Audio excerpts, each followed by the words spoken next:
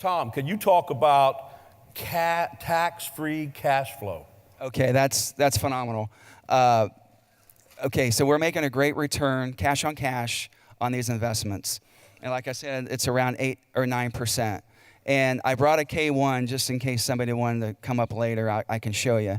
But anyway, the bottom line is the amount of cash flow that I'm receiving from these deals is offset by the amount of depreciation that I'm receiving through these deals. So let's say, I'm just making up this, let's say I make $50,000 in cash flow.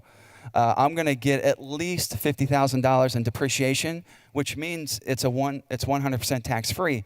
When I first started investing, I was still working. The last year that I worked, my entire salary went to pay taxes because we were pulling money out of our 401k. So like I worked a whole year just to pay taxes. This past year, I'm no longer working, no longer pulling money out of 401k. My taxable income this year was $482. Who wants some of that?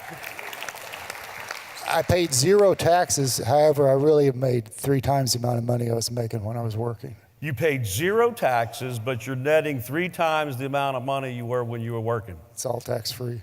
And as far as speed, I think the way I look at it is I think we all go as fast as we're ready. So this is where I'm at. I'm happy with it. And so the whole goal is not to compare. There's one lead there's one passive that has 40 deals. And I was thinking, oh man, what am I doing? I need to catch up. But the bottom line is I got to focus on what's best for my family. And just focus on why I'm doing this.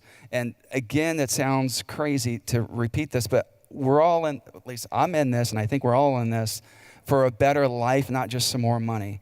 So that's my answer there.